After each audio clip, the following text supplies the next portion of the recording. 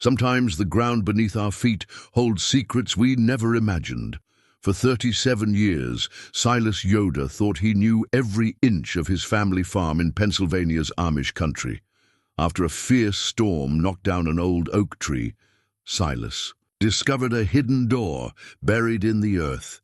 What he found when he opened it changed everything.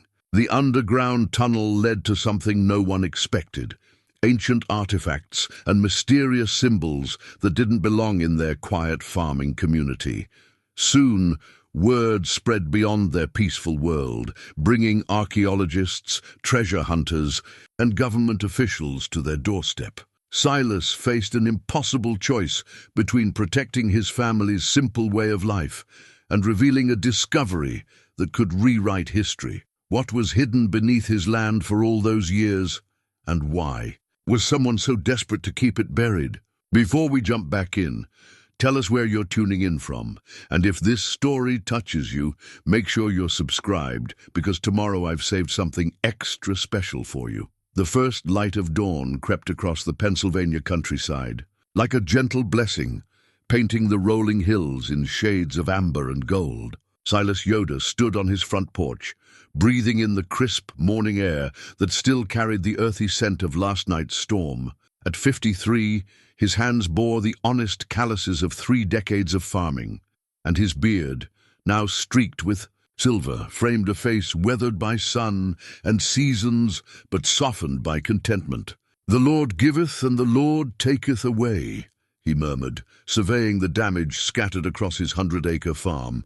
Broken branches littered the pasture where his Holstein cattle grazed peacefully, seemingly unbothered by the chaos around them. A section of fence near the south barn leaned at an awkward angle, and his cornfield showed gaps where the wind had been particularly fierce. But it was the massive oak tree, the one that had shaded the farmhouse for longer than anyone could remember, that drew his attention. The ancient giant lay across the meadow like a fallen patriarch, its roots exposed and reaching toward the sky in a tangle of earth and wood. Silas felt a deep sadness looking at it. That tree had been there when his grandfather first bought this land in 1952, and now it was just another casualty of nature's unpredictable power. "Papa," his son Samuel appeared beside him, rubbing sleep from his eyes. At 22, Samuel possessed the lean strength of youth, but moved with the deliberate purpose his father had taught him. "How bad is it?" "Could be worse," Silas replied, placing a weathered hand on his son's shoulder. "The barn's intact, the house is sound, and nobody got hurt. The rest we can fix." Samuel nodded, understanding the unspoken lesson. In their community, gratitude came before complaint, and acceptance before anger. They walked together toward the fallen oak, their boots crunching on scattered twigs and leaves. The storm had been violent, but brief, one of those spring tempests that seemed to come from nowhere and disappear just as quickly. As they approached the uprooted tree, something caught Silas's eye. Where the massive root system had torn free from the earth, there was an irregularity in the soil, a straight edge that didn't belong in nature's random patterns. He knelt down, brushing away loose dirt and debris. "What is it, Papa?" Samuel leaned closer.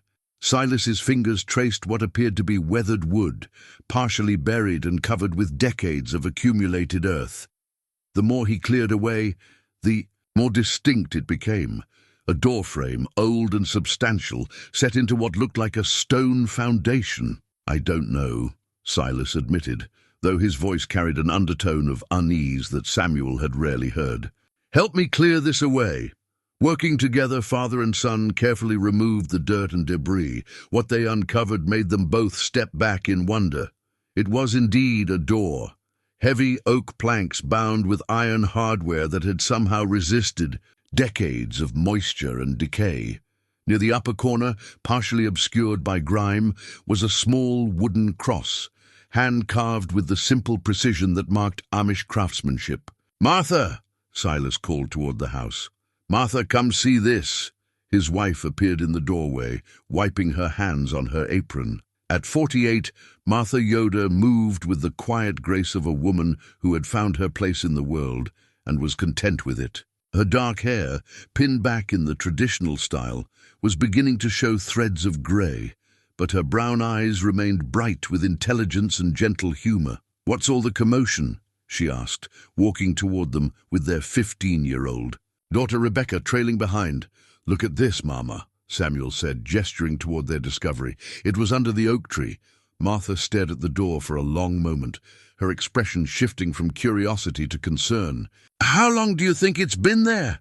"Could be 50 years, could be 100, Silas replied. "No way to tell without—" He stopped himself, realizing he'd been about to say opening it, but something held him back. In their community, hasty actions were discouraged. Patience and prayer came before investigation. Rebecca, with the fearless curiosity of youth, moved closer to examine the carved cross.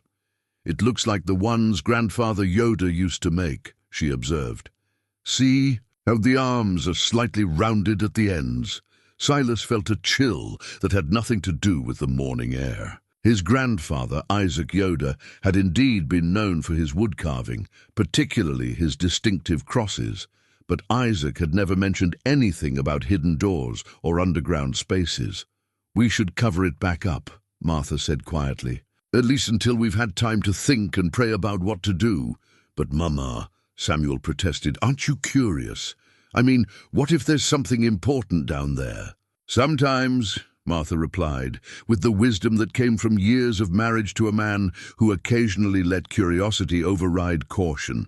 "The most important thing is knowing when not to look." They stood in silence for several minutes, each lost in their own thoughts. The morning sun climbed higher, warming their faces and casting long shadows across the disrupted earth. In the distance, Silas could hear the familiar sounds of their Amish community beginning another day. The clip-clop of horses pulling buggies down the county road, the distant lowing of cattle, the rhythmic sound of someone splitting wood. "We'll leave it for now," Silas decided finally. "But we won't cover it completely, just enough to keep the rain out until we decide what's right."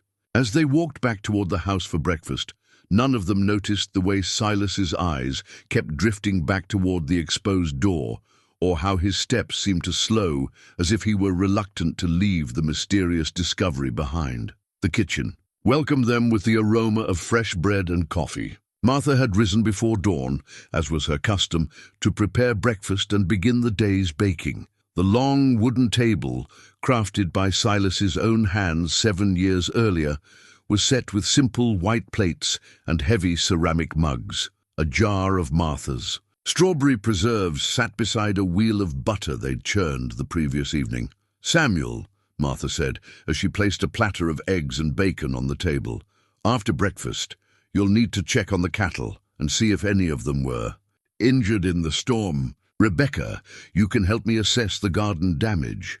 "What about the door, Papa?" Rebecca asked as she reached for a slice of warm bread. Silas paused with his coffee mug halfway to his lips. "What about it?" "Well, aren't we going to tell anyone? Maybe Bishop Miller should know." The mention of their community's spiritual leader brought a moment of uncomfortable silence. Bishop Amos Miller was a man of deep faith and practical wisdom, but he was also deeply traditional.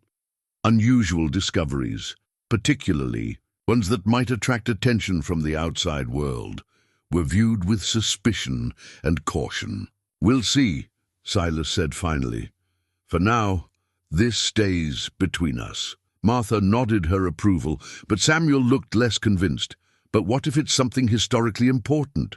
What if there are artifacts or documents that could help people understand?" "Understand what?" Silas interrupted, his voice sharper than he'd intended. "Samuel, our people have lived simply and peacefully for generations. We don't seek attention or acclaim. We tend our land, care for our families, and trust in God's plan." "I know that, Papa.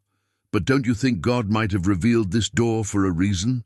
The question hung in the air, like morning mist. Silas looked at his son, really looked at him, and saw not just the boy he'd raised, but a young man grappling with questions that had no easy answers. Samuel had always been curious about the world beyond their community's borders, always asking, questions that sometimes made his parents uncomfortable. Perhaps, Silas admitted quietly, but rushing into action without prayer and reflection isn't our way. After breakfast, they went about their morning chores with practiced efficiency. Samuel headed to the pasture to check the cattle, while Rebecca helped Martha salvage what they could from the storm-damaged vegetable garden. Silas began the process of cutting up the fallen oak for firewood, a task that would take days but would provide fuel for the coming winter. As he worked, though, his mind kept returning to the hidden door. The carved cross bothered him most. Of all, if his grandfather had known about this underground space, why had he never mentioned it? Isaac Yoder had been a man of few words but complete honesty. He'd taught Silas everything about farming, about responsibility, about living in harmony with both God and neighbors. But he'd never said a word about secrets buried beneath their land. By mid-morning, word of the storm damage had spread through their community, and neighbors began arriving to help with cleanup. Jacob Byler, whose farm bordered theirs to the east, came with his 2 eldest sons and a wagon full of tools.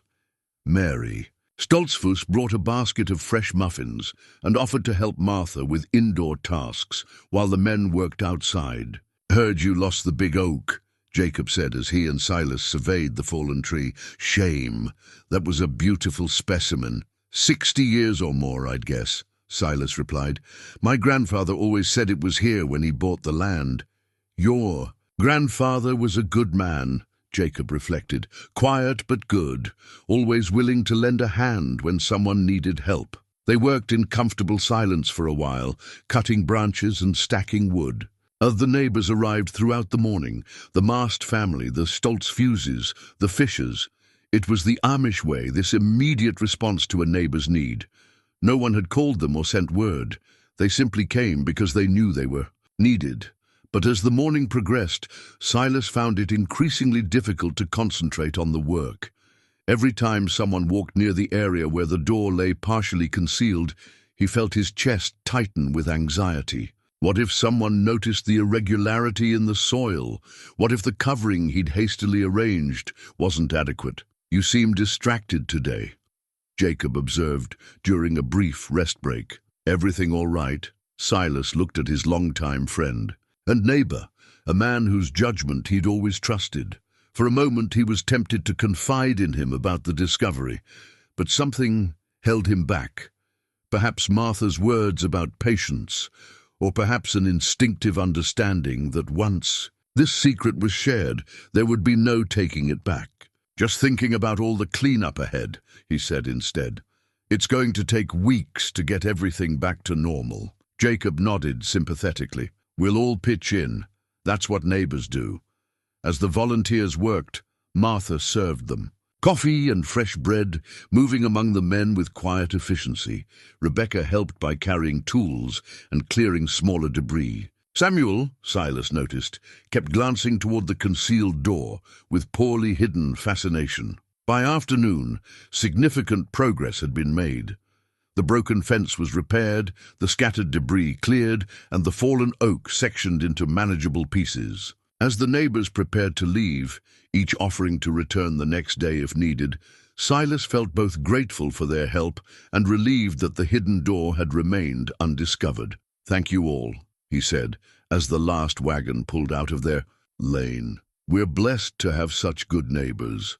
But as evening approached and the family gathered for dinner, the weight of their secret seemed to press down on the small kitchen. Rebecca picked at her food, obviously bursting with questions she'd been instructed not to ask in front of company. Samuel appeared deep in thought, occasionally glancing out the window toward the oak tree. Even Martha seemed subdued, her usual gentle conversation replaced by thoughtful silence. Finally, as they prepared to conclude their meal with evening prayers, Rebecca could contain herself no longer. "Papa, what if there's someone trapped down there? What if they need help?" Silas looked at his youngest child, seeing in her face the same curiosity that had been troubling him all day. "Rebecca, if someone were trapped, they would have called out when we were working nearby. Whatever's down there, if anything, has been there for a very long time." "But how do you know?" she persisted. "What if there are treasures? What if—" "It's like the stories you used to tell about hidden caves and ancient secrets." "Those were just stories," Martha interjected gently. "Made-up tales to entertain you when you were little." "But this is real," Samuel said quietly. "That door is real, and the cross carved on it looks just like Grandfather's work. Don't you think we have a responsibility to find out what's there?" Silas set down his coffee mug and looked at his family, his wife, whose wisdom he'd learned to trust over 25 years of marriage, his son, whose questions challenged him to think beyond the comfortable boundaries of tradition, his daughter, whose innocence reminded him of the wonder that could be found in unexpected places. "Tomorrow," he said finally, "after morning chores and after we've had time to pray about it properly, we'll take a look. But whatever we find or don't find, we handle it as a family, with patience and wisdom." That night, as Silas lay in bed listening to the familiar sounds of his home settling around him, he found sleep elusive. Beside him, Martha breathed with the deep rhythm of peaceful rest, but he could sense an underlying tension even in her sleep. Outside, spring peepers sang their eternal chorus, and somewhere in the distance a barn owl called through the darkness. He thought about his grandfather, about the stories Isaac had told him during long summer evenings on this same porch. Stories about the land, about the seasons, about the responsibility that came with stewardship. But Isaac had never mentioned secrets buried beneath the soil, never hinted at mysteries waiting to be discovered. As dawn approached, Silas finally drifted into an uneasy sleep, his dreams filled with images of weathered doors and carved crosses, of voices calling from deep underground, and of choices that, once made, could never be unmade. Dawn came too soon, and not soon enough. Silas had been awake since 4, lying in the darkness and listening to his own heartbeat. When the first grey light appeared at the bedroom window, he rose quietly, careful not to wake Martha, and dressed in yesterday's work clothes. The house was silent as he made his way downstairs and stepped onto the front porch. The air was cool and sweet, washed clean by the storm. His breath formed small clouds in the morning chill as he walked across the yard toward the fallen oak tree. Each step felt weighted with purpose and uncertainty. The tarp he'd placed over. The exposed door remained secure, but underneath it, Silas could feel the pull of the unknown. He knelt beside the opening and carefully folded back the covering. The wooden door looked older in the morning light, its surface marked with decades of moisture and wear. The hand-carved cross seemed to watch him with an almost accusatory presence. Silas ran his fingers along the door's edge, searching for a handle or latch. He found it on the right side, a simple iron mechanism, corroded but still functional. For a long moment he simply stared at it, understanding that this was a threshold in more ways than one. Once opened, this door would change everything. "Lord," he whispered, "if this is not your will, give me the strength to walk away." But even as he spoke the words, his hand was already grasping the latch. It resisted at first, then gave way with a grinding sound that seemed impossibly loud in the morning stillness. The door swung inward, revealing stone steps that descended into absolute darkness. Silas retrieved a kerosene lantern from the barn and lit it with hands that trembled slightly. The warm glow pushed back the shadows, revealing rough-hewn stone, walls and steps that appeared to be carved directly from bedrock. The air that rose from below was cool and dry, carrying an odd, musty scent that spoke of vast age. He descended slowly, testing each step before committing his full weight. The passage was narrow but well constructed, clearly the work of skilled hands. After 12 steps, the passage leveled out into a corridor that stretched beyond the reach of his lantern's light. The walls were lined with fitted stones, each one carefully shaped and placed, but it was what rested on a natural shelf carved into the left wall that made Silas's breath catch in his throat. A stone tablet, roughly rectangular and about the size of a dinner plate, covered with symbols that were unlike anything he'd ever seen. Silas lifted the tablet carefully, surprised by its weight. The symbols were carved deep into the stone, not letters or numbers as he understood them, but intricate designs that seemed to flow and interconnect. Some resembled animals, others looked like celestial objects, and still others defied any interpretation at all. As he held the tablet up to the lantern's light, a profound sense of displacement washed over him. This artifact, for that's what it surely was, belonged to a time and culture completely foreign to his world. Yet here it was, resting beneath his family's land as if it had been waiting for him to find it. The implications hit him like a physical blow. If such things existed beneath his farm, what did that mean about the land's history? What did it mean about his family's claim to this place? And more troubling still, what would happen when word of this discovery reached the outside world? Silas carefully replaced the tablet on its stone shelf and continued deeper into the tunnel.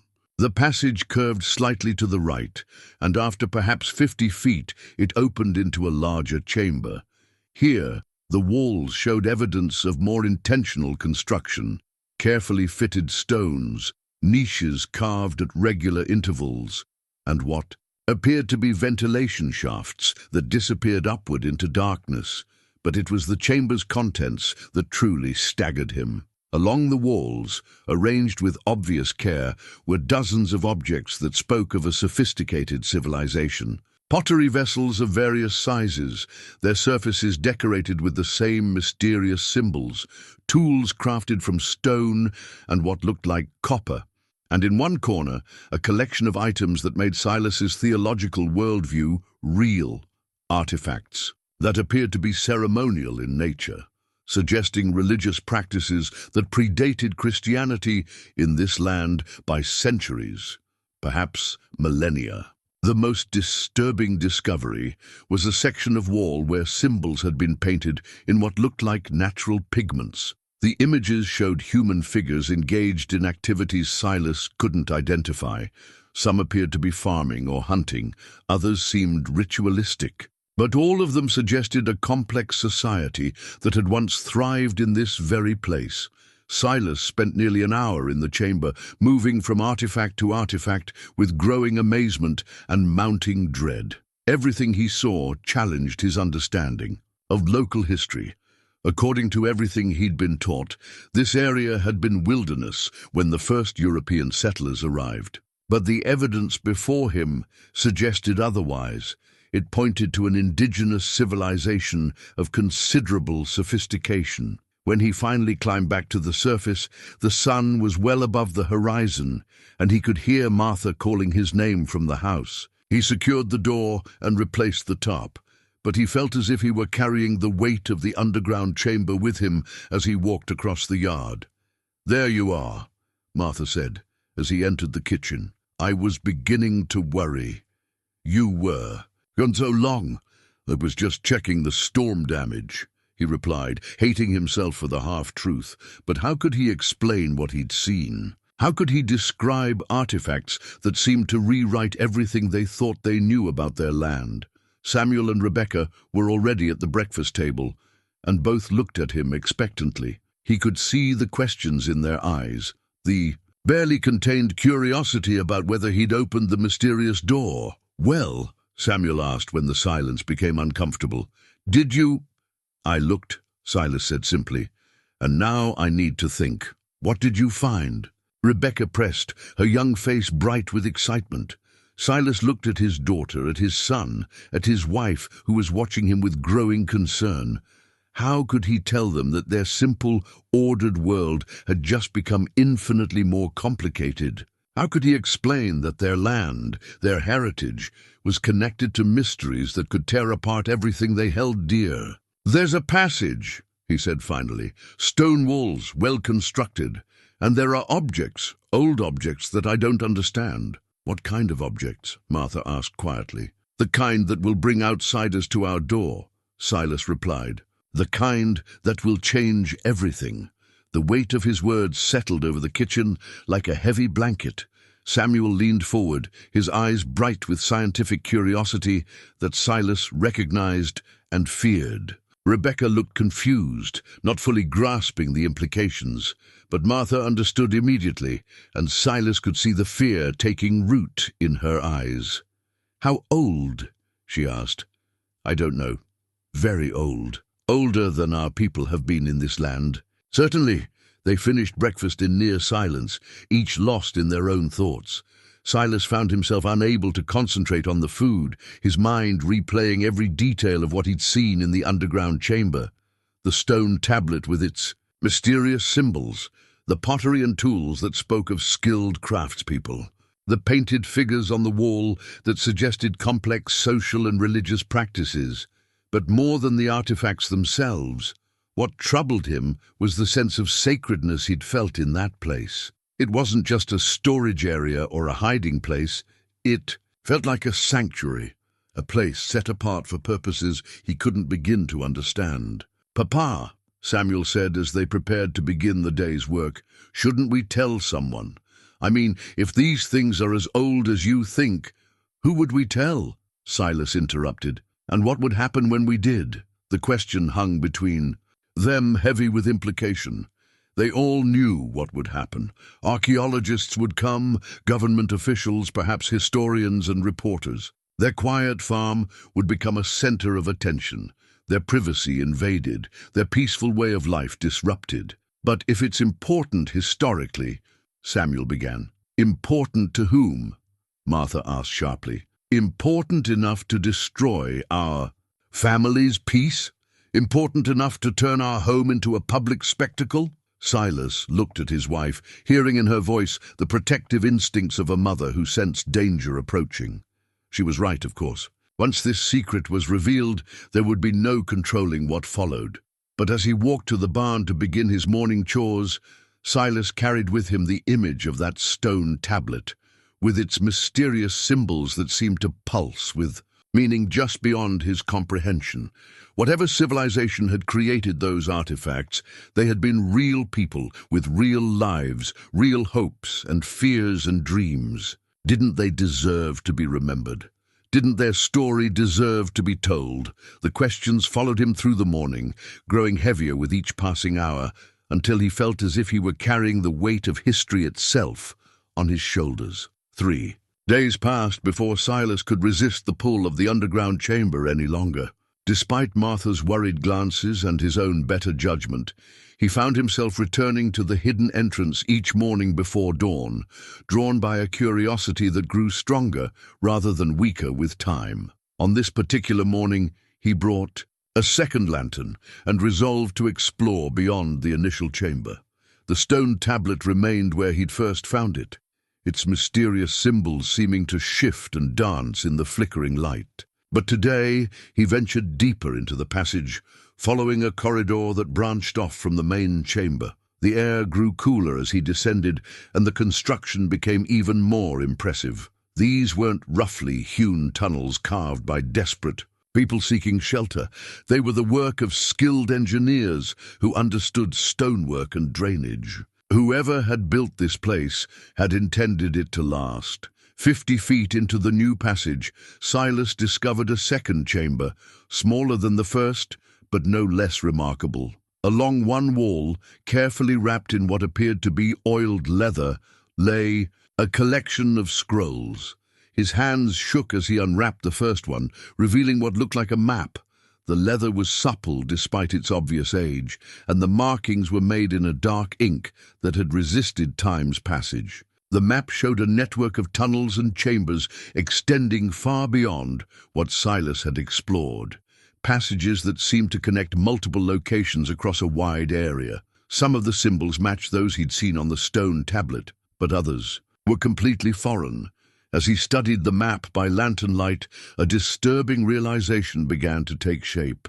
If this was accurate, the tunnel system didn't end at his property line. It extended under neighboring farms, possibly for miles. The implications made his stomach turn. How many other families might be unknowingly living above these ancient passages?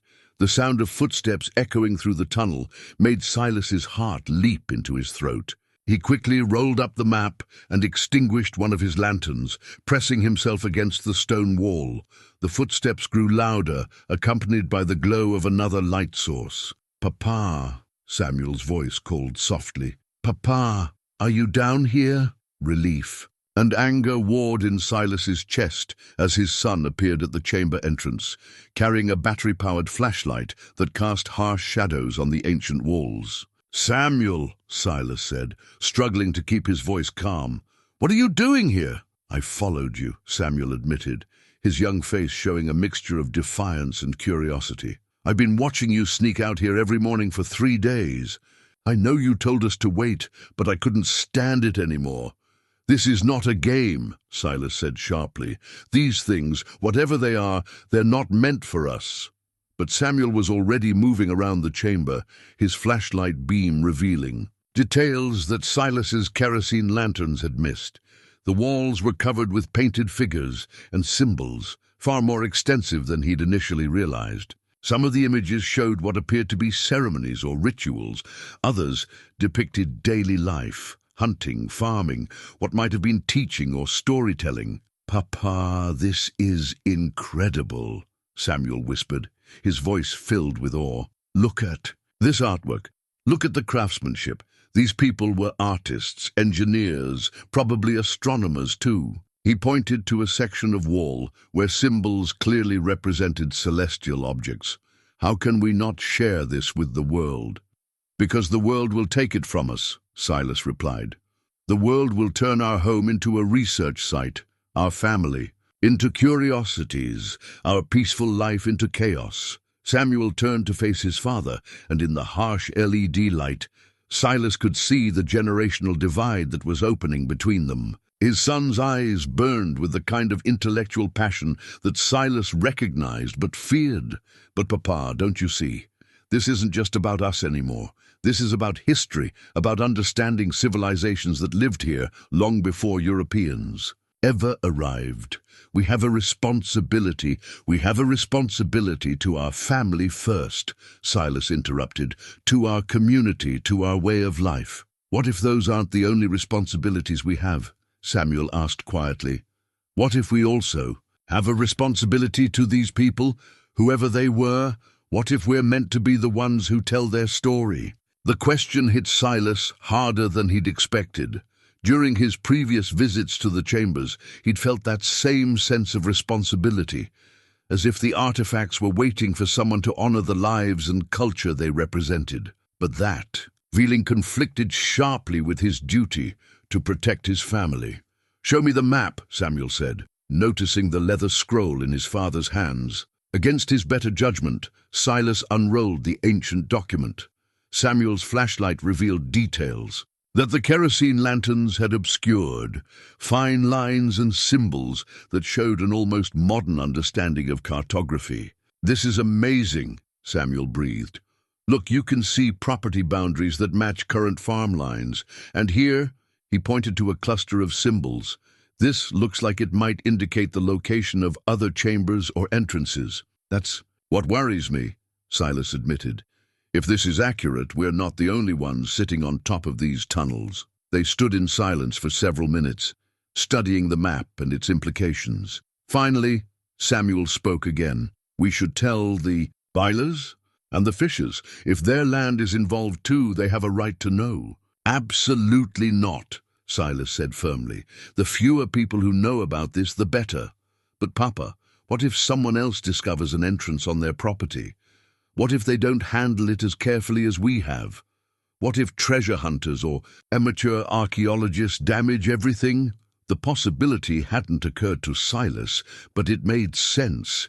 If entrances existed on other properties, it was only a matter of time before someone else made a discovery, and not everyone would have the same respect for privacy and tradition that he did. "We'll figure that out when we have to," Silas said. "For now, this stays between us." As they prepared to leave the chamber, Samuel paused at the wall of painted figures. "Papa, look at this section here. Doesn't it look like they're depicting some kind of teaching or knowledge transfer?" Silas followed his son's gaze and saw what appeared to be older figures passing objects, perhaps scrolls or books, to younger ones. The symbolism was clear even across the centuries, the preservation and passing down of important knowledge. "Maybe," he said quietly. "What if that's what we're supposed to do? What if we're supposed to be the ones who preserve and pass down their knowledge? Or what if we're supposed to be the ones who protect it from those who would exploit it?" Father and son climbed back to the surface in thoughtful silence, each wrestling with questions that had no easy answers. As they secured the entrance and walked back toward the house, Silas noticed that Samuel kept glancing back toward the hidden door. "This has to stay between us," Silas said as they reached the front porch. "Your mother and sister don't need to know about the map or the extent of what's down there." Samuel nodded, but Silas could see the conflict in his son's eyes. The young man's scientific curiosity was warring with his respect for family authority, and Silas wasn't certain which would ultimately win. At breakfast, Martha immediately sensed the tension between father and son. Her questioning looks went unanswered, but Silas could see her making mental notes, filing away details for future consideration. His wife might not know the specifics, but she knew something significant had changed. "Jacob Byler stopped by yesterday evening," Martha said as she served fresh eggs. "He mentioned seeing lights moving around our property early in the morning. He was concerned that we might be having problems with trespassers." Silas felt his chest tighten.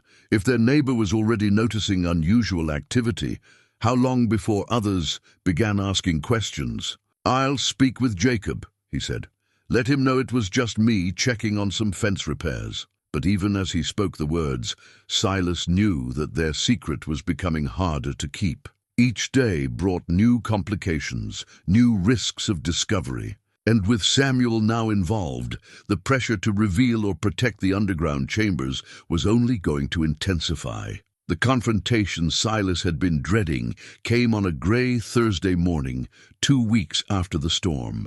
He was replacing fence posts damaged by the wind when he heard Samuel's voice calling urgently from the direction of the oak tree. "Papa! Papa, come quickly!" Silas dropped his tools and ran across the pasture, his heart hammering with dread. Had someone else discovered the entrance? Had Samuel been careless with the concealment? What he found was worse than he'd imagined.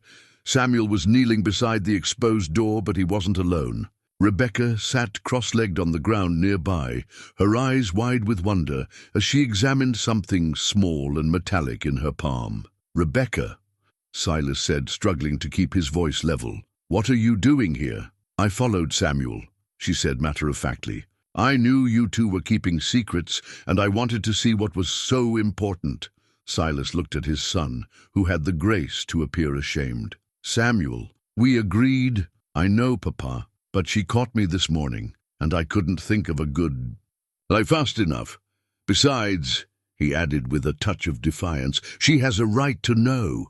This affects all of us." "What affects all of us?" Martha's voice carried across the yard. She was walking toward them with the determined stride of a woman who had reached the end of her patience. Silas closed his eyes briefly, knowing that the moment he'd been dreading had finally arrived. When he opened them, his wife was standing. At the edge of their small group, her hands on her hips and her face set in an expression he knew well. "Silas Yoder," she said in the tone she usually reserved for serious discussions about family decisions, "I've watched you sneak around this property for 2 weeks like a man harboring guilty secrets. I've seen the way you and Samuel look at each other during meals, like you're sharing some great conspiracy. And now I find all 3 of you huddled around this door like children planning mischief. I want to know what's going on, and I want to know right now." Silas looked at his family, his wife, whose trust he'd been betraying with his secrecy, his son, who was clearly torn between loyalty and curiosity, his daughter, who was holding what appeared to be a small golden medallion and looking at him with expectant eyes. "All right," he said finally. "But first, Rebecca, where did you get that?" She held up the medallion, which caught the grey morning light and threw back glints of warm gold. It was roughly circular, about the size of a silver dollar, and covered with the same mysterious symbols they'd found on the stone tablet. "I found it just inside the door," she said. "It was sitting on the top step, like someone left it there for us to find." Silas felt a chill that had nothing to do with the autumn air. In all his explorations of the underground chambers, he hadn't seen anything like the medallion. And he was certain it hadn't been on the steps during his previous visits. "Show me exactly where," he said. Rebecca led them to the entrance, which Samuel had left partially uncovered. She pointed to the top stone step, now empty. It was right. There, sitting in a little depression in the stone, Martha knelt beside the opening, her anger temporarily replaced by curiosity. "Silas, how deep does this go?" "Deep enough," he replied, "and wide enough to contain things that will change our lives forever if word gets out." For the next hour, Silas carefully explained what he'd discovered, showing them the stone tablet with its mysterious symbols and describing the painted walls and ancient artifacts. Martha listened in growing amazement, while Rebecca peppered him with questions that revealed a surprisingly sophisticated understanding of historical significance. "So you think these people lived here before the Europeans came?" Martha asked, as they stood in the main chamber, lantern light dancing across. "The painted walls, long before," Silas confirmed. "These artifacts, the pottery, the tools, the construction techniques, they suggest a civilization that was here for generations, maybe centuries." Samuel was examining the wall paintings with his flashlight, calling their attention to details they'd missed before. "Look at this section, Papa. See how these figures are dressed differently from the others? And these symbols here, they look like they might represent seasons or time periods." Rebecca, meanwhile, was studying her golden medallion with the intense focus that characterized her approach to anything that captured her interest. "The symbols on this match, some of the ones on the walls," she observed, "but there are differences, too. Like maybe this represents a specific person or event." Martha moved slowly through the chamber, taking in every detail with the methodical attention she brought to important decisions. Silas watched her face, trying to read her thoughts, knowing that her reaction would largely determine how the family proceeded. "This is sacred space," she said finally. "I can feel it. Whoever these people were, whatever they believed, this place was important to them." "That's what I've been thinking," Silas admitted, "and that's why I've been so hesitant to involve outsiders. Once archaeologists and government officials learn about this, it won't belong to us anymore. It won't even belong to the people who created it. It'll become a research site, a tourist attraction, a commodity." "But Papa," Samuel said, "what if we're not meant to keep it secret? What if we're meant to be the ones who help tell their story? And what if we're meant to be the ones who protect it from exploitation?" Martha countered, surprising Silas with her immediate understanding of the dilemma. They stood in the ancient chamber, 4 generations of farmers suddenly confronting questions about history, responsibility, and the intersection of past and present. The weight of decision seemed to press down on them like the tons of earth. "Above their heads, there's something else," Silas said reluctantly. "I found a map. It shows that this tunnel system extends beyond our property, possibly under several neighboring farms. The implications hung in the air like smoke.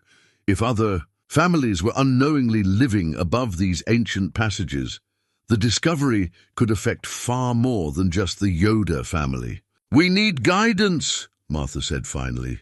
"This is too big for us to decide alone." "You mean Bishop Miller?" Samuel asked. "I mean prayer first," Martha replied. "And then, yes, Bishop Miller. If anyone can help us understand what God expects of us in this situation, it's him."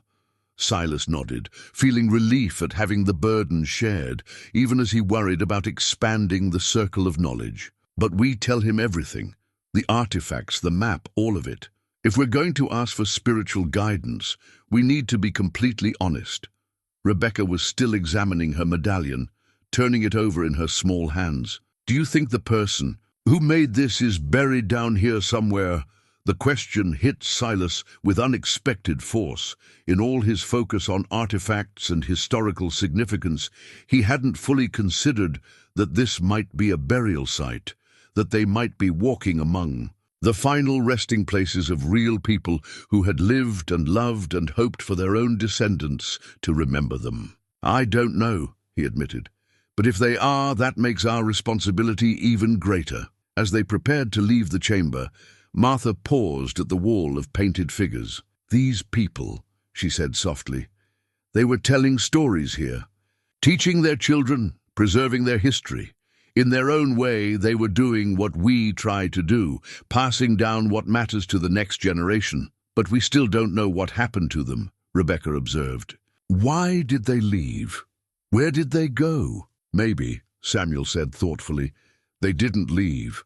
Maybe they just became part of the land, the way all people eventually do." That evening, the family held an extended prayer meeting in their kitchen, seeking divine guidance for the decisions ahead. As they sat around the long wooden table, where 3 generations of Yoders had shared meals and made important family decisions, Silas felt the weight of continuity, the same sense of connection to past and future that he'd experienced in the underground chamber. "Lord," he prayed aloud, "help us to be faithful stewards of what you've placed in our care. Whether that means protecting these discoveries or sharing them with the world, give us the wisdom to choose rightly." When they finished praying, Rebecca placed her golden medallion in the center of the table. In the warm lamplight, its ancient symbols seemed to pulse with meaning, as if the voices of its creators were still waiting to be heard. "Tomorrow," Silas said, "we'll speak with Bishop Miller, and then we'll decide together what comes next." But even as he spoke the words, Silas suspected that the decision had already been made for them, that forces beyond their control were already in motion, and that their quiet farming life was about to become far more complicated than any of them could imagine. Bishop Amos Miller arrived at the Yoder farm the next afternoon, his black buggy rolling up the gravel drive with the measured pace that characterized everything about the elderly spiritual leader. At 72, he moved with the deliberate care of a man who had learned to weigh his words and actions carefully, understanding that his decisions affected not just individual families, but the entire community. Silas met him at the front gate, noting the concerned expression on the bishop's weathered face. News traveled quickly in their close-knit community, and Jacob Byler's casual mention of unusual lights on the Yoder property had apparently reached the bishop's ears. "Silas," Bishop Miller said as he climbed down from his buggy, "I understand you have something you need to discuss with me." "Yes, Bishop. Something that requires wisdom beyond what our family possesses." They walked together toward the house, where Martha was waiting on the porch with coffee and fresh apple cake. The bishop accepted both gratefully, settling into the wooden rocking chair that had been Silas's grandfather's favorite spot for evening conversations. "Where are Samuel and Rebecca?" Bishop Miller asked. "Working in the barn," Silas replied. "We thought it best to speak with you privately first." The bishop nodded and waited, his pale blue eyes patient but alert. Silas had known this man for most of his life, had sought his counsel during difficult times, had trusted his judgment in matters both spiritual and practical. But he'd never faced anything like this before. "Bishop," Silas began carefully, "what would you say if I told you that God had revealed something on our land, something ancient and mysterious that could change how people understand the history of this place?" "I would say that God works in ways we don't always comprehend," the bishop replied. "And I would ask you to show me what you found." For the next 2 hours, Silas led Bishop Miller through the underground chambers, watching the elderly man's face as he examined the artifacts, the painted walls, and the evidence of a sophisticated civilization that had thrived on this land long before European settlement. The bishop's reaction was not what Silas had expected. Rather than shock or concern, he displayed a thoughtful acceptance that suggested he was not entirely surprised by the discovery. "You've seen something like this before," Silas said as they stood before the wall of painted figures. "Not exactly like this," Bishop Miller replied. "But yes, I've heard stories. My grandfather once told me about finding pottery shards and stone tools when he was clearing land for his first cabin. He said the old-timers, the early German settlers, sometimes spoke of signs that others had lived here before them. Why haven't these stories been passed down? Because our people have always focused on the present and the future rather than the past," the bishop said gently. "We came here to build new lives, not to excavate old ones. But that doesn't mean we should ignore what God chooses to reveal to us." They climbed back to the surface, where Martha had been waiting with barely concealed anxiety. The bishop sat heavily on a fallen log near the concealed entrance, his expression thoughtful but troubled. "This is a gift and a burden," he said finally. "These artifacts, they're evidence of God's children who lived and died on this land long. Before we arrived, they deserve respect and remembrance. But what do we do with that responsibility?" Martha asked. "How do we honor these people without destroying our own way of life?" Before the bishop could answer, the sound of an approaching car interrupted their conversation. A small red sedan was coming up the lane, moving slowly, as if the driver was unsure of the address. "Are you expecting someone?" Bishop Miller asked. Silas shook his head, feeling a familiar knot of anxiety forming in his stomach. Strangers rarely visited Amish farms without specific business, and the timing of this arrival felt ominous. The car stopped near the house, and a young woman emerged. She appeared to be in her 30s, with dark hair pulled back in a practical ponytail and clothing that suggested academic rather than local origins. She carried a messenger bag and approached them with the confident stride of someone accustomed to introducing herself to strangers. "Excuse me," she said. "I'm looking for the Yoder family. I'm Dr. Sarah Chen from Penn State University's archaeology department." Silas felt the world shift slightly, as if the ground beneath his feet had become less stable. "I'm Silas Yoder," he said carefully. "This is my wife Martha and Bishop Miller from our church community. I'm very pleased to meet you all," Dr. Chen said with a warm smile. "I was wondering if I could speak with you about some research I'm conducting on pre-Columbian Native American sites in this area." The bishop and Martha exchanged glances, while Silas struggled to keep his expression neutral. "What kind of research?" "I'm particularly interested in evidence of sophisticated indigenous civilizations that may have existed in southeastern Pennsylvania before European contact," Dr. Chen explained. "I've been mapping known archaeological sites, and there are some interesting gaps in this region, areas where we might expect to find evidence but haven't conducted systematic surveys." "And what brings you to our farm specifically, Bishop C?" Miller asked with the careful politeness that Amish people used when dealing with outsiders. "Actually, I was hoping to speak with you about local folklore or family stories that might mention unusual finds, pottery, tools, anything that might indicate previous inhabitants. Sometimes farmers discover artifacts while plowing or digging foundations, but they don't always report them to academic institutions." Silas felt sweat forming on his forehead, despite the cool afternoon air. This woman was exactly what he'd been fearing. A professional who would recognize the significance of what lay beneath their land and would have both the knowledge and the connections to transform their quiet discovery into a major archaeological undertaking. "We haven't found anything like that," he said, hating himself for the lie, but seeing no alternative. Dr. Chen nodded, apparently accepting his response at face value. "I understand. Most families wouldn't necessarily think to contact universities about such things. But if you ever do come across anything unusual, pottery shards, stone tools, anything that seems old or out of place, I'd be very grateful if you'd let me know." She handed Silas a business card, which he accepted reluctantly. "My research is focused on understanding how indigenous communities lived in this region, what their daily lives were like, how they adapted to environmental changes. It's important work for preserving the heritage of people who don't have written records to tell their stories. The irony of her words was not lost on Silas. Here was someone who genuinely cared about honoring the memory of ancient peoples, someone who might be able to help interpret the artifacts they'd found. But involving her would mean losing control over the discovery, opening their family and community to scrutiny and disruption. That sounds like meaningful work, Bishop Miller said diplomatically.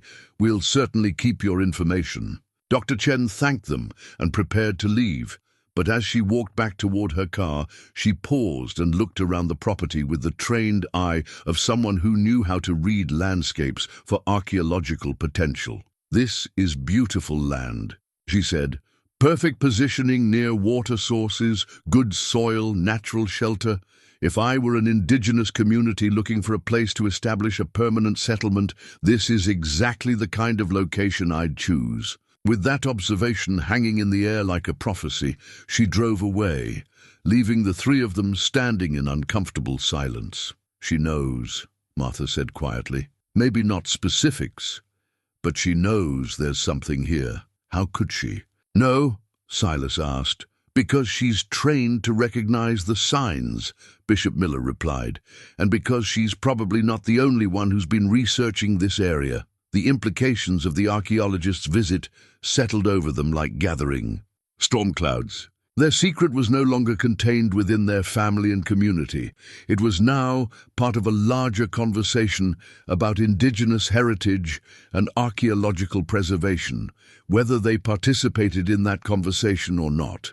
Dr. Sarah Chen's business card sat on the Yoder kitchen table like an unexploded bomb for 3 days before Samuel picked it up and quietly slipped it into his pocket. He'd been thinking about her words, about the importance of preserving indigenous heritage, about the responsibility they might have to honor the memory of the people who had created the artifacts hidden beneath their land. That evening, while his parents attended a community meeting about the upcoming harvest festival, Samuel used the computer at the local library to research Dr. Chen's work. What he found both impressed and alarmed him. She was a respected archaeologist with publications in major journals, someone who had worked with tribal communities to ensure that archaeological discoveries were handled with cultural sensitivity. But she was also someone with connections to federal agencies, grant organizations, and media outlets. Samuel printed several of her articles and walked home through the gathering dusk, his mind churning with conflicting thoughts. By the time he reached the farm, he'd made a decision that he knew would anger his father, but that felt unavoidable nonetheless. The next morning he rose before dawn and made his way to the hidden entrance. In the main chamber, he carefully photographed several of the artifacts with a digital camera he'd borrowed from a friend. The golden medallion that Rebecca had found, the stone tablet with its mysterious symbols, and a particularly intricate piece of pottery that showed sophisticated craftsmanship. He wasn't planning to share the photos with anyone, at least not yet, but he wanted documentation. Evidence that could help experts understand the significance of what they'd found. If his family ultimately decided to reveal the discovery, he wanted to be prepared with proper records. As he worked, moving carefully, through the chamber by lantern light, Samuel discovered something that made him stop breathing. In an alcove he hadn't previously explored, partially hidden behind a fallen stone, was a copper bowl about the size of a dinner plate.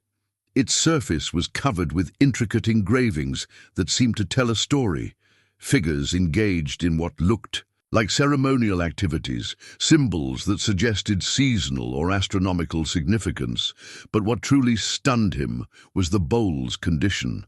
Unlike the other artifacts, which showed the patina and wear of great age, this piece looked almost new. The copper gleamed in the lantern light, and the engravings were sharp and clear, as if they'd been made recently. Samuel photographed the bowl from multiple angles, then carefully lifted it to examine the base. There, etched in tiny symbols that matched the others he'd seen, was what appeared to be a date or numerical sequence. Without understanding the symbolic system, he couldn't interpret it, but the precision of the marking suggested sophisticated record-keeping. He was so absorbed in examining the bowl that he didn't hear the footsteps until they were quite close. His father's voice, tight with anger and concern, echoed through the chamber. "Samuel, what are you doing down here?" Silas stood at the chamber entrance, his face showing a mixture of disappointment and fear. Behind him, Samuel could see the glow of another lantern, suggesting he wasn't alone. "I was documenting the artifacts," Samuel said, trying to keep his voice steady. "I thought we should have proper records." "And who exactly are these records for?" Silas asked, moving closer. "Because I have a feeling this isn't just for family reference." Samuel felt heat rise in his cheeks. "I haven't shared them with anyone. I just thought, you thought you'd make decisions for the entire family without consulting us," Martha's voice interrupted. She appeared beside Silas, her expression more hurt than angry. "Samuel, how can we trust you if you're sneaking around behind our backs? The same way I'm supposed to trust you when you keep secrets from me," Samuel replied, immediately regretting the defensive tone but unable to stop himself. "I'm not a child anymore. I have a right to be involved in decisions that affect our family's future."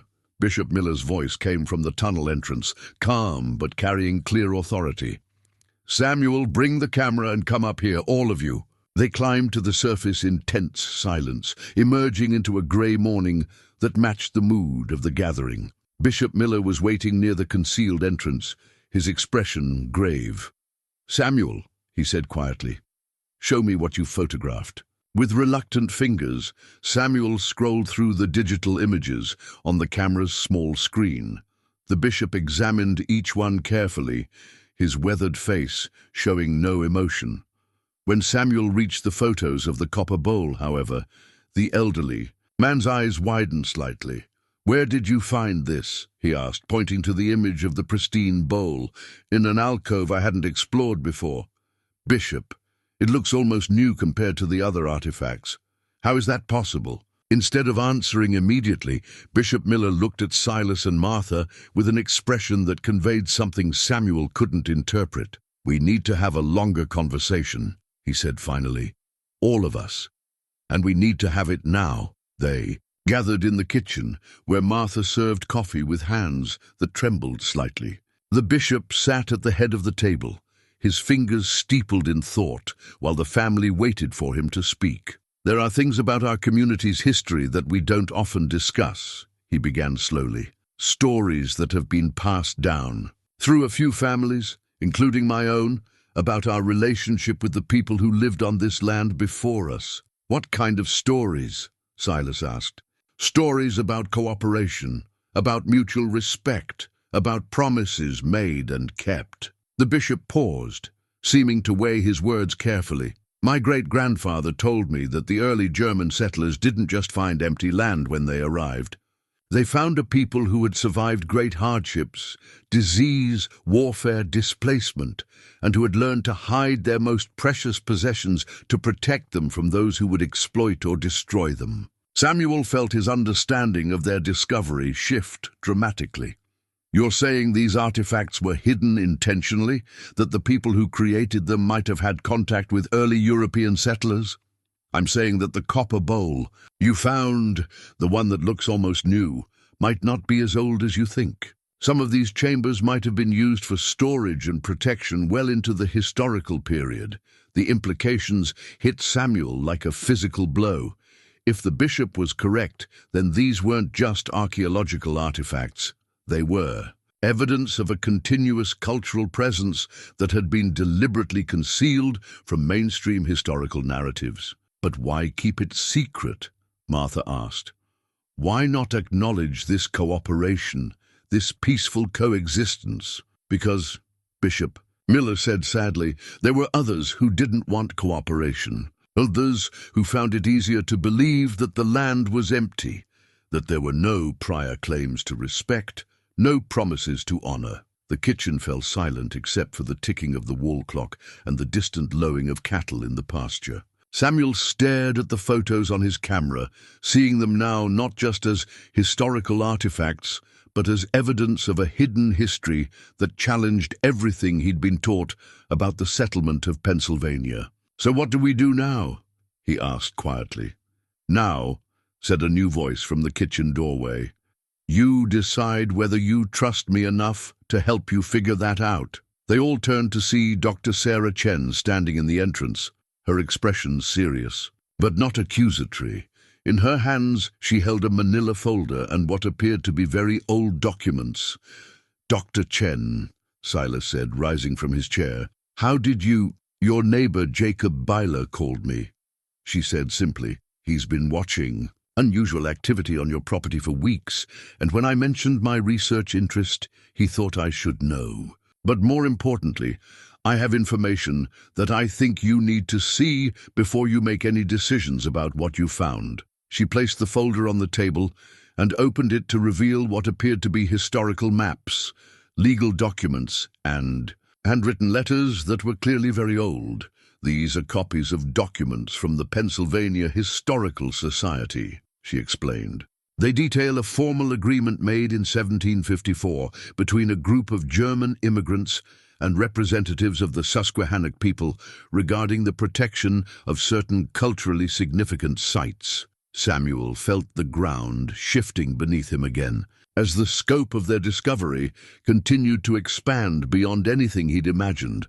"According to these documents," Dr. Chen continued, "your land was specifically designated as a protected site, with the understanding that the settlers would serve as guardians of indigenous artifacts and burial grounds in exchange for peaceful coexistence." She looked directly at Silas. "Mr. Yoder, I believe your family has been keeping a promise that was made almost 300 years ago, and I think it's time to decide whether that promise still matters." The documents Dr. Chen spread across the kitchen table told a story that none of them had expected. Written in faded German script and accompanied by English translations, they detailed negotiations between Johann Yoder, Silas's ancestor, and a Susquehannock leader named Kanukantaksa in the autumn of 1754. But it was what Samuel discovered 3 days later that truly shattered their understanding of the situation. While exploring a section of tunnel they hadn't previously investigated, he found something that made him call for his father immediately. "Papa!" His voice echoed through the stone passages. "Papa, you need to see this right now." Silas descended into the chambers, following the sound of his son's voice deeper into the tunnel system than they'd previously explored. He found Samuel kneeling beside what appeared to be a metal survey marker, similar to the brass plates used by government surveyors, but clearly much older. "Look at the date," Samuel said, his voice tight with disbelief. Silas knelt beside his son and read the inscription engraved in the metal. "U.S. Geological Survey, Site Designation 1952, Cultural Preservation Project, Authorized Personnel." Only the discovery hit Silas like a physical blow. 1952 was the year his grandfather had purchased this land. The year Isaac Yoder had supposedly bought a simple farming property and begun the family's life in Pennsylvania's Amish country. "There's more," Samuel said grimly, leading his father to a wooden crate partially hidden behind fallen stones. Inside, wrapped in oiled canvas, were documents that made everything else pale in comparison. Letters bearing the letterhead of the United States Department of the Interior, correspondence between government officials and someone identified as I. Yoder, site guardian, maps showing the tunnel system in precise detail with notations about artifact preservation and access restrictions. And most shocking of all, a federal designation document declaring the underground chambers a protected indigenous cultural site under the authority of what appeared to be a classified preservation program. "Papa," Samuel said quietly, "grandfather didn't just buy this land, he was recruited to protect it." Silas stared at the documents, his mind reeling. His grandfather, the quiet farmer who had taught him about honesty and simplicity, had been keeping secrets that spanned decades. Isaac Yoder had been more than a landowner. He had been a government-appointed guardian of indigenous artifacts. But why the secrecy? Silas asked, though even as he spoke he began to understand. Why not just make it an official archaeological site? Samuel was reading through more of the correspondence. Because of this, he said, holding up a letter dated 1954. Listen to this. Recent developments in uranium prospecting and mineral extraction in the region have increased the urgency of protecting Site 47B from commercial exploitation. Given the proximity to valuable mineral deposits, any public disclosure of the site's location could result in attempts to claim the land for mining purposes, potentially destroying irreplaceable cultural artifacts. The implications were staggering. The government hadn't just been protecting indigenous heritage, they'd been protecting it from their own country's mineral extraction interests. And they'd recruited Amish families to serve as guardians, knowing that the community's traditional reluctance to involve outside authorities would help maintain secrecy. "There's more," Samuel said, his voice growing more troubled. "Much more." He led his father to another section of the tunnel where a modern filing cabinet sat incongruously among ancient stone walls. Inside were documents spanning 60 years. Reports, filed by Isaac Yoder and later by someone else, detailed inventories of artifacts, correspondence with various government agencies, and what appeared to be regular payments made to site guardians through a program administered by the Department of the Interior. "Papa," Samuel said, holding up a folder labeled Site Status Reports, 1952-1995. Grandfather wasn't just keeping this secret from us. He was actively reporting to the government about it for over 40 years. Silas felt the foundation of everything he'd believed about his family begin to crumble. The simple farming life, the honest relationship with the land, the straightforward heritage he'd tried to pass down to his children, all of it had been built on a lie. But the most shocking discovery was yet to come. In the bottom drawer of the filing cabinet, wrapped in plastic and marked "Urgent to be opened only by designated successor," was a sealed envelope addressed to Silas Yoder, Site Guardian Designate. With trembling hands, Silas opened the envelope and read his grandfather's final letter. "My dear grandson, if you are reading this, then the storm I have long feared has finally come, and the old oak has fallen to reveal what we have protected for 3 generations. I know this discovery will anger and confuse you, and I pray you will forgive an old man for the burden he has placed upon your shoulders. The artifacts beneath our land are not merely historical objects, they are the sacred remains of a people who trusted our family to protect their most precious possessions. When I agreed to serve as guardian, I believed I was honoring both God and the memory of those who came before us. The government payments were never about money. They were about ensuring we could maintain the land without financial pressure to sell or develop it. But times have changed, and the government's commitment to protection has wavered. In recent years, there have been inquiries about mineral rights, questions about the necessity of continued secrecy, suggestions that the site might be better utilized for economic purposes. I fear that the covenant between our family and the federal government may not survive my passing. The choice is now yours, Silas. You can continue the guardianship as I did, protecting these sacred artifacts in silence. Or you can seek a new path, one that honors both our promises and the changing times. But know this. Whatever you choose, there are forces beyond our community that have been watching and waiting. The secret cannot be kept indefinitely. In the locked box beneath this letter, you will find documents that prove our family's legal rights as guardians, as well as evidence of attempts by various parties to gain access to the site. Use this information wisely. May God grant you the wisdom I often lacked. Your loving grandfather, Isaac Yoder. Beneath the letter was indeed a locked metal box. Inside, Silas found documents that made the situation even more complex. Legal papers establishing the Yoder family as perpetual guardians of the site.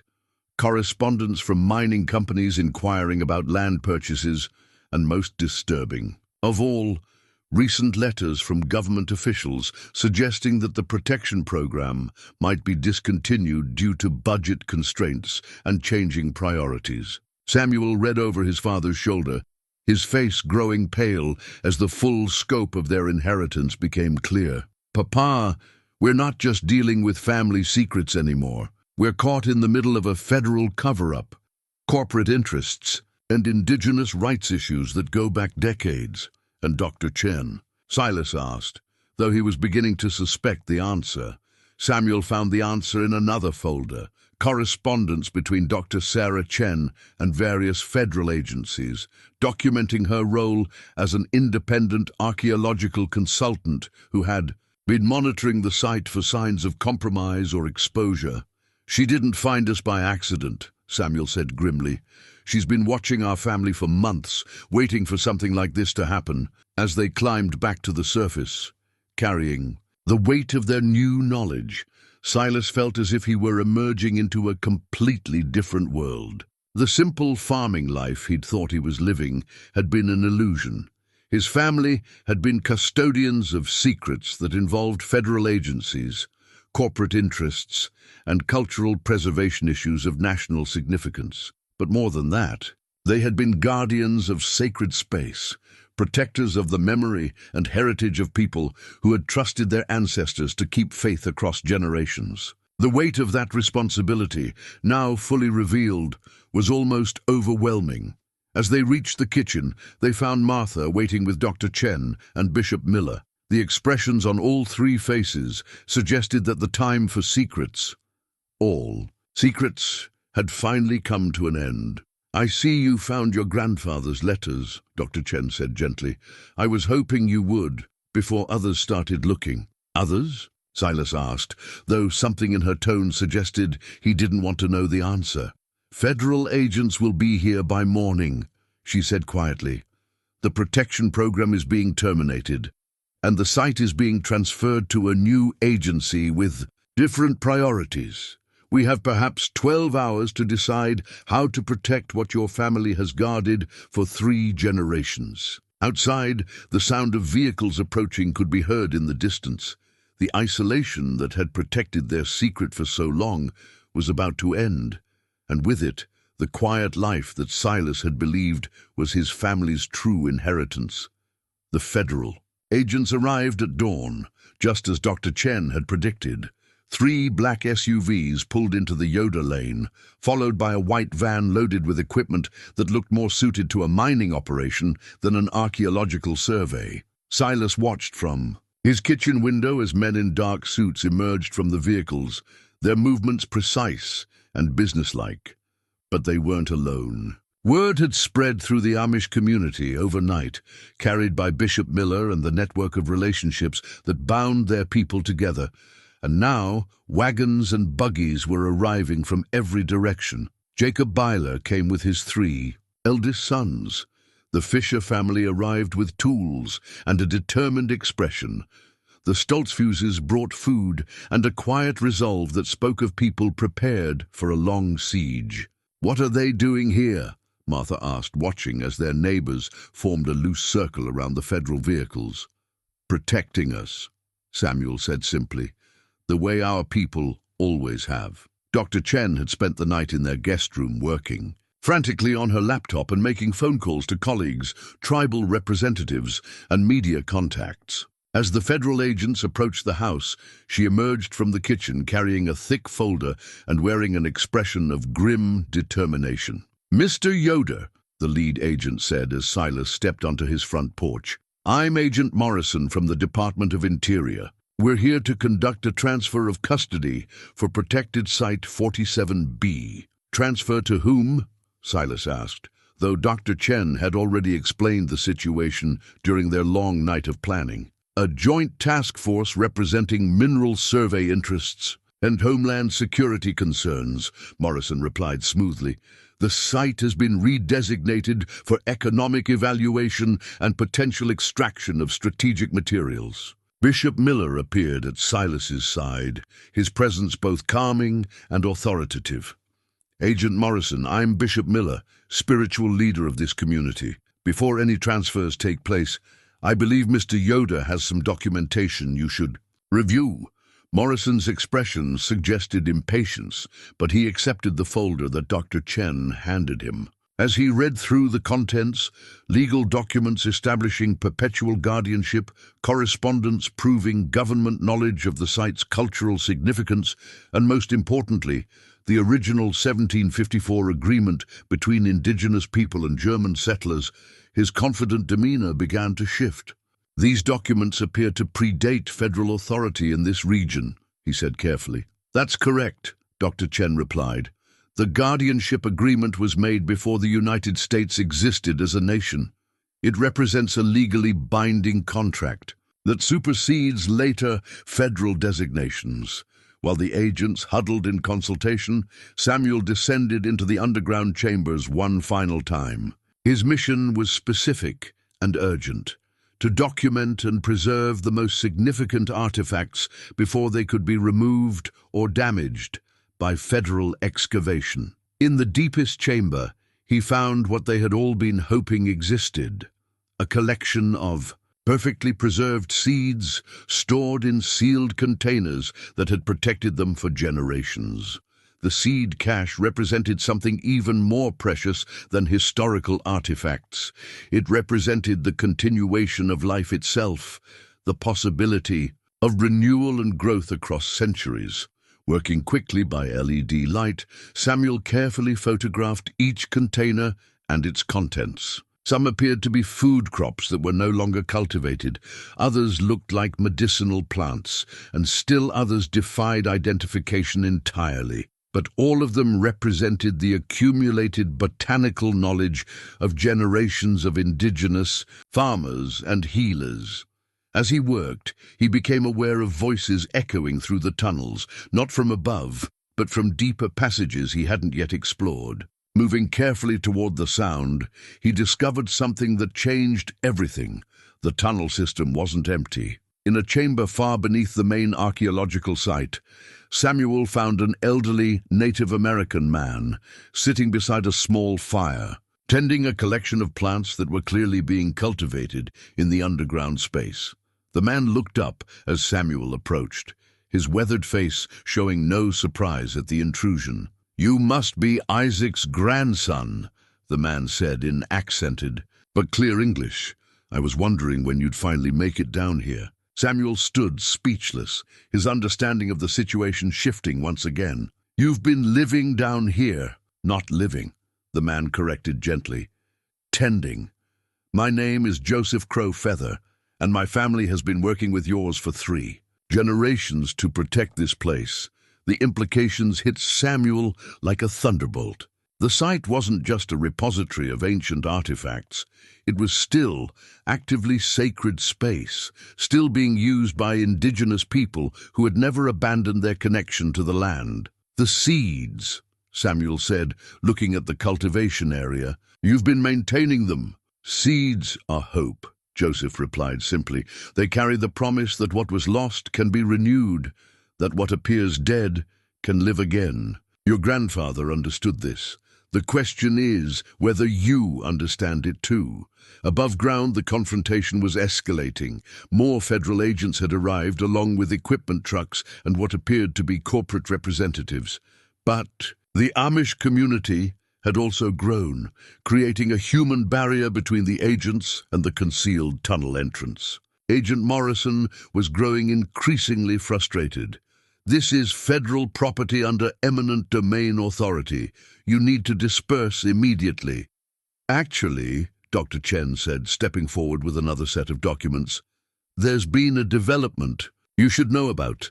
She handed Morrison a legal brief that had been faxed to her laptop during the night. "The Susquehannock Nation has filed an emergency injunction claiming sovereign rights to this site based on the 1754 agreement.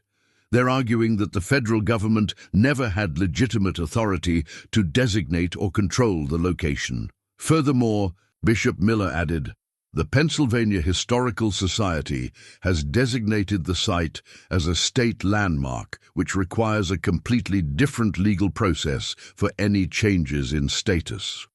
But the most powerful development came when Samuel emerged from the tunnels with Joseph Crow Feather. The elderly Native American man's presence changed the entire dynamic of the confrontation, transforming it from a simple federal land grab into a complex issue of indigenous rights, religious freedom, and cultural preservation. Agent Morrison, Joseph said with quiet dignity, this site has been continuously maintained by my people for over 200 years. We never abandoned it, never ceded our spiritual rights to it, and never agreed to federal oversight of our sacred practices. The agent looked around at the growing crowd. Amish farmers standing shoulder to shoulder with newly arrived Native American advocates, academics documenting everything with cameras and recorders, and what appeared to be reporters who had somehow learned about the confrontation. This is a simple matter of federal property transfer, Morrison said, but his voice lacked the confidence it had carried earlier. No, Martha Yoder said, stepping forward for the first time. This is about keeping promises, about honoring the trust that was placed in our family 3 generations ago, about protecting something sacred from those who would turn it into profit. Rebecca, who had been quietly watching the confrontation, suddenly spoke up. Agent Morrison, what gives you the right to take away something that was never yours to begin with? The question, asked with the fearless directness of youth, seemed to crystallize everything wrong with the federal position. Here was a 15-year-old girl, challenging the authority of the United States government and somehow making perfect sense. Dr. Chen seized the moment. Agent Morrison, I think you need to understand what we're actually dealing with here. This isn't just an archaeological site, it's evidence of successful cooperation between different cultures, of promises kept across centuries, of stewardship that has protected irreplaceable heritage when federal programs failed. She gestured toward the seed containers that Samuel had brought up from the tunnels. These represent botanical knowledge that could be crucial for developing climate-resistant crops, for understanding sustainable agriculture, for addressing food security issues. They're more valuable than any mineral deposits you might extract from this land. Joseph Crow Feather moved slowly among the seed containers, his weathered hands touching each one with obvious reverence. These seeds carry the wisdom of generations, he said. They remember how to grow in conditions that modern crops cannot survive. They hold the knowledge that could feed your grandchildren when the climate your generation has created makes traditional agriculture impossible. The weight of his words settled over the gathering like a blessing and a challenge. Silas looked around at the faces surrounding him, his family, his neighbors, Dr. Chen, Joseph Crow Feather, even some of the federal agents whose expressions suggested they were beginning to question their mission. So what happens now? Agent Morrison asked, and for the first time, his voice carried uncertainty rather than authority. Now, Silas said, stepping forward to stand beside Joseph Crow Feather, we find a way to honor the promises our ancestors made. We find a way to protect what has been entrusted to us, not just for our own families, but for all the generations that will come after us. The morning sun was climbing higher, warming the faces of people from different worlds who had been brought together by circumstances none of them could have anticipated. And in that warming light, the possibility of a new kind of cooperation, one based on respect rather than authority, on stewardship rather than exploitation, began to take shape. But as Silas looked toward the lane, he could see more vehicles approaching in the distance. The confrontation was far from over, and the choices made in the next few hours would determine not just the fate of the underground chambers, but the future of a covenant that had been kept for nearly 3 centuries. The vehicles approaching, in the distance turned out to be news crews, 3 different television stations and 2 newspaper photographers who had somehow learned about the standoff. Agent Morrison's face darkened as he realized that what had begun as a routine federal land transfer was becoming a very public confrontation about indigenous rights and cultural preservation. "How did the media find out about this?" he demanded, looking accusingly at Dr. Chen. "Because some stories are too important to hide," she replied simply, "and because the right of people to know about their own history supersedes government secrecy." But the media attention brought complications that no one had anticipated. As reporters began interviewing participants and filming the confrontation, Silas realized that their family's quiet Amish life was about to become impossible to maintain. Cameras were capturing not just the political dimensions of the conflict, but the personal cost to ordinary people caught in its midst. "Silas," Bishop Miller said quietly, drawing him aside, "the community will support whatever decision you make. But you need to understand that there's no going back to the way things were. Win or lose, your family's life is about to change forever." Silas looked around at the circus that his farm had become. Federal agents arguing with lawyers, reporters interviewing his neighbors, Dr. Chen explaining archaeological significance to television cameras, and in the middle of it all, his daughter, Rebecca, calmly showing Joseph Crow Feather the golden medallion she had found. "Papa," Samuel said, appearing at his side with a document he'd found in the tunnels, "there's something else you need to see." The paper was another letter from Isaac Yoder, this one addressed not to family but to future guardians of Site 47B. The letter detailed a specific legal mechanism that Isaac had arranged, a way to transfer guardianship from individual families to a cooperative organization that could better protect the site from government or corporate interference. "Grandfather set up a trust," Samuel explained, "with representatives from multiple communities, Amish, Native American, and academic. If we activate it, the site becomes managed by this coalition rather than being subject to federal control." Dr. Chen read the document over Samuel's shoulder, her eyes widening as she understood its implications. "This is brilliant," she said. "A multicultural preservation trust with legal standing that predates federal authority. But it requires agreement from all the designated parties." Joseph Crow Feather had been listening to their conversation while examining the ancient seeds. "The Susquehannock Nation has been waiting for this opportunity for 60 years, he said. "Our tribal council met in emergency session last night and authorized me to sign any agreement that protects the site." Bishop Miller nodded slowly. "The Amish community has already discussed this possibility. We're prepared to participate in a preservation trust, provided our people's privacy and way of life are respected." "And the academic community?" Silas asked, looking at Dr. Chen. "I can guarantee support from 3 major universities and the Pennsylvania Archaeological Society," she replied. "The research potential here is extraordinary, but only if it's done with full cultural sensitivity and community control." Agent Morrison had been listening to their conversation with growing alarm. "You cannot simply ignore federal authority," he said. "This site has been under Department of Interior jurisdiction for 70 years. "Actually," said a new voice from the edge of the crowd, "there are some questions about that jurisdiction that need to be addressed." The speaker was a woman in her 50s wearing a business suit and carrying a briefcase that marked her as another lawyer. She approached Agent Morrison with documents that appeared to be federal court papers. "Agent Morrison, I'm Sarah Running Bear, attorney for the Susquehannock Nation. I'm serving you with a federal injunction that halts all transfer activities, pending resolution of our sovereignty claim." Morrison examined the court papers, his expression growing increasingly frustrated. "This is a temporary injunction at best.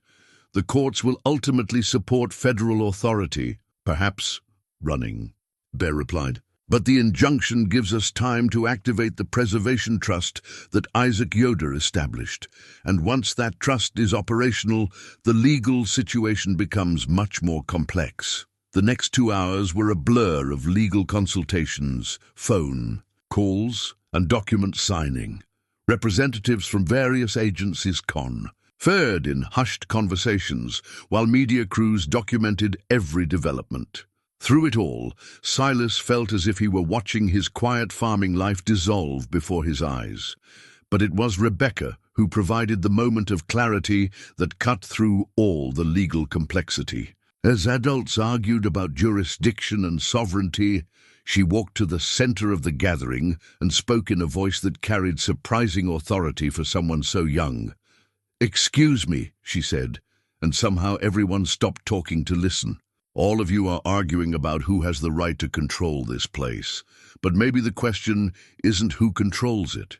Maybe the question is how we can all take care of it together." She held up the golden medallion, which caught the morning light and seemed to pulse with ancient significance. The people who made this didn't make it for any one group to own.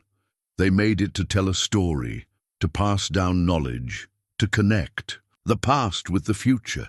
Shouldn't we be trying to do the same thing? The simplicity and wisdom of her words created a moment of silence that felt almost sacred. In that silence, Silas realized that his daughter had articulated something that all the legal documents and federal authorities had missed: the true purpose of what they were fighting to protect. Rebecca's words seemed to shift something fundamental. In the gathering, Agent Morrison, who had been growing increasingly defensive, found himself looking at the young Amish girl with something approaching respect. The reporters, who had been focused on conflict and confrontation, began asking different questions about cooperation and shared stewardship rather than legal battles and federal authority. "Miss Yoder," one of the television reporters said, "what do you think should happen to these artifacts?"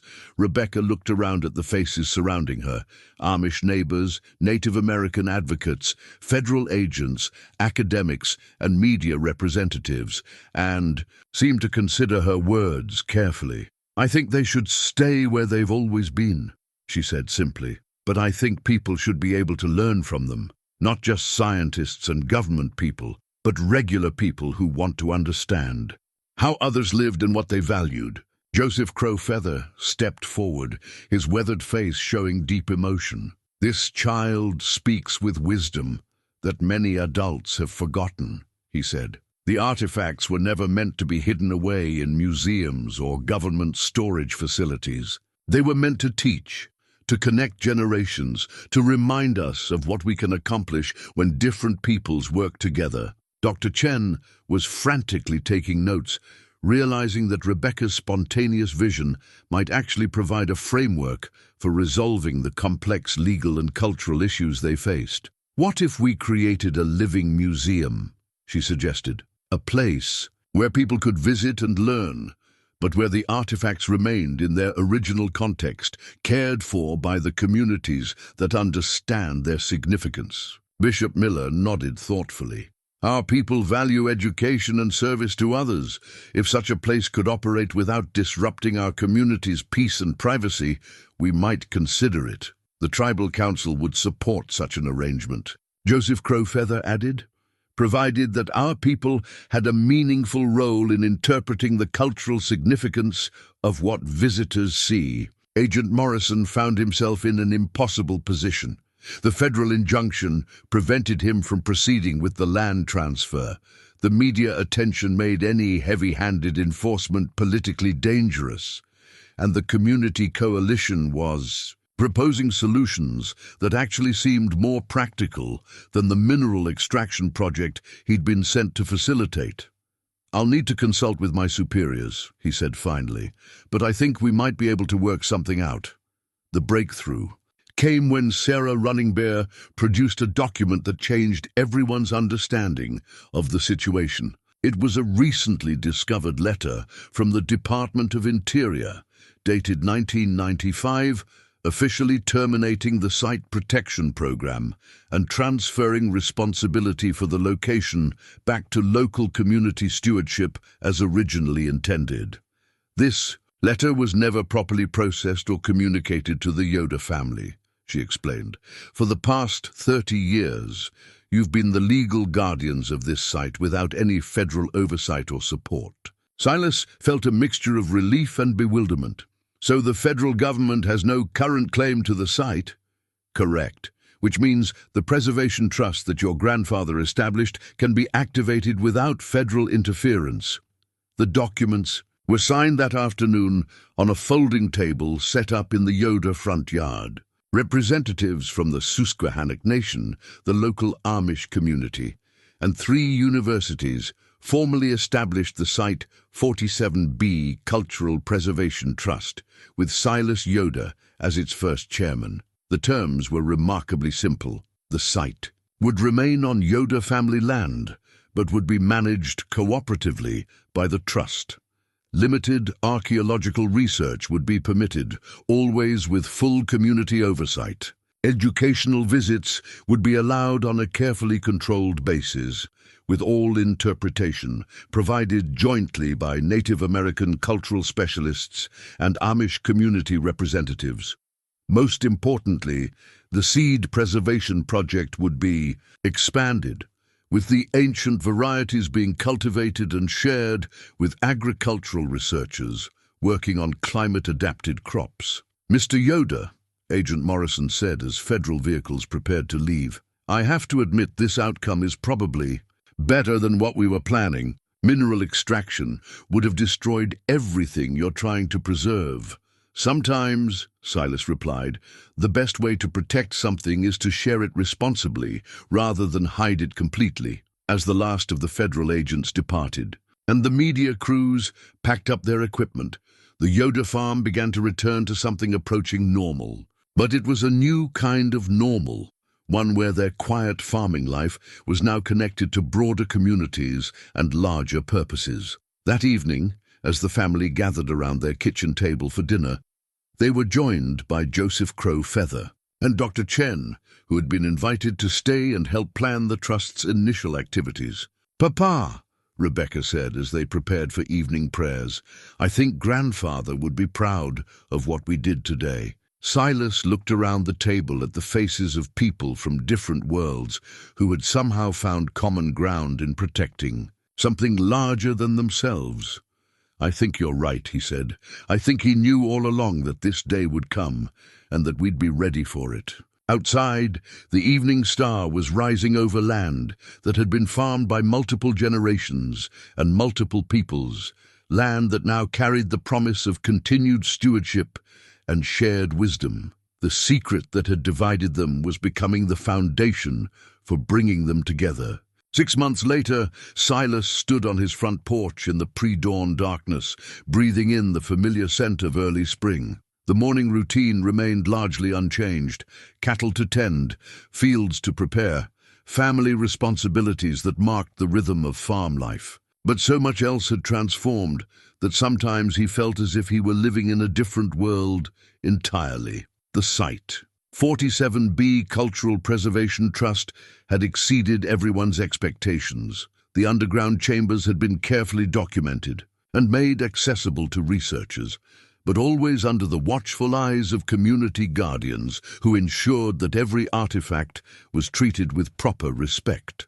The Seed Preservation Project had captured the attention of agricultural universities across the country, with several ancient varieties already being tested for climate resilience. Most remarkably, the limited educational visits had become a bridge between worlds that had rarely intersected. Amish families found themselves explaining their way of life to urban visitors, while Native American cultural interpreters shared stories that gave new meaning to familiar landscapes. The conversations that emerged from these encounters were changing how everyone understood the layered history of their shared land. "Papa," Samuel's voice called from the kitchen doorway. At 23, he had grown into his role as the Trust's liaison coordinator, helping manage the delicate balance between preservation and access. Dr. Chen is here for the morning survey. Sarah Chen had become almost a family member over the past months, splitting her time between her university position and the ongoing research at the site. Her published papers about the discovery had brought respectful attention to the preservation model they'd developed, with delegations visiting from other states to learn about community-controlled archaeology. "Morning, Silas," she said as she joined him on the porch, carrying her ever-present coffee mug and research notebook. "Joseph's already down in the cultivation chambers, checking on the spring plantings." The relationship between Joseph Crow, Feather and the Yoder family had deepened into something resembling an extended kinship. The elderly Native American man had moved into a small cabin on the adjacent property where he could tend the traditional gardens while maintaining the spiritual practices that kept the site connected to its original purposes. "Any word from the State Historical Commission?" Silas asked. "Official designation should come through next month," Dr. Chen replied. "And the federal grant for indigenous agriculture research has been approved. We'll be able to expand the seed preservation program significantly." As they walked toward the concealed entrance, Silas marveled at how routine these conversations had become. The crisis that had once threatened to destroy their family's peace had evolved into a sustainable model for cultural preservation that respected everyone's needs and values. The underground chambers themselves had been transformed as well. Solar-powered lighting now illuminated the passages safely, while climate control systems protected the artifacts from temperature fluctuations. But the most significant change was less tangible, the sense of life and purpose that filled spaces that had once felt like tombs. Rebecca emerged from the main chamber carrying a basket of sprouted seeds, her face bright with excitement. At 16, she had become the Trust's youngest board member and most effective advocate for educational outreach. "The corn varieties are germinating beautifully," she announced. "Joseph thinks we'll have enough seedlings to share with the Heritage Farming Project in Ohio." "And the quinoa?" Dr. Chen asked, referring to a particularly ancient variety that had surprised everyone by appearing in the seed cache. "Even better than expected. The agricultural extension agents think it could be adapted for commercial cultivation in areas where traditional crops are failing due to climate change." Martha appeared at the tunnel entrance, carrying a thermos of coffee for the morning workers. Her role had evolved into something like site manager, coordinating the various activities and ensuring that the daily operations didn't disrupt their family's core routines. "Bishop Miller will be here this afternoon," she announced. "He wants to review the protocols for next month's school group visits." The integration of educational visits into their community life had required careful negotiation, but it had also brought unexpected benefits. Young Amish people were discovering new ways to understand their heritage, while visiting students gained appreciation for sustainable living practices that their own communities had forgotten. As the morning progressed, Silas found himself moving between his traditional farming tasks and his newer responsibilities as Trust Chairman. The ancient seed varieties were being cultivated in both underground chambers and surface gardens, creating a living laboratory that connected past agricultural wisdom with future food security needs. The most profound change, however, was less visible but more fundamental. The secret that had once isolated his family had become a source of connection that reached far beyond their immediate community. Letters arrived regularly from tribal representatives, academic researchers, other farming communities, and individuals whose own family histories had been enriched by learning about the preservation project. "Silas," Joseph Crow Feather called from the cultivation chamber, "come see what's flowering today." In the deepest part of the underground complex, Joseph had created a ceremonial garden where the most sacred plants were tended with traditional methods. Today, an ancient variety of tobacco was producing its first blossoms, tiny white flowers that carried genetic memories stretching back centuries. "My grandmother told me stories about this tobacco," Joseph said reverently. She said it carried prayers better than any other variety, that it connected the earthly world with the spiritual realm more clearly. Silas stood beside his friend in the warm underground chamber, surrounded by growing things that bridged worlds and generations. The carved wooden cross that had started this entire journey sat in a place of honor near the entrance, but it was no longer alone. Joseph had added traditional Native American symbols, while Rebecca had contributed hand-lettered quotes from various spiritual traditions that spoke to stewardship and community. "Do you ever regret opening that door?" Joseph asked. Silas considered the question carefully. Their life was certainly more complicated now, their privacy less complete, their responsibilities more demanding. But it was also richer, more connected, more purposeful in ways he couldn't have imagined. "No," he said finally, "I think we were meant to be bridge builders, not secret keepers. Our job was never to hide these treasures. It was to find the right way to share them." That evening, as the family gathered for dinner with their extended community of researchers, cultural preservationists, and friends from various traditions, Silas offered a prayer that had become their regular blessing. "For the wisdom of those who came before us, for the trust of those who placed these treasures in our care, and for the hope that our children will find even better ways to honor both the past and the future, we give thanks." Outside, spring was returning to the Pennsylvania countryside, bringing new life to fields that had been cultivated by many hands across many generations. The seeds that had waited so long in underground chambers were beginning their journey back to the light, carrying with them the promise that what seems lost can be recovered, that what appears dead can live again, and that the most precious inheritance is not what we keep to ourselves, but what we share with others in the spirit of love and stewardship. The storm that had revealed their hidden door had indeed changed everything, but it had changed it in the best possible way, by transforming secrets into stories, isolation into connection, and the burden of guardianship into the joy of shared purpose.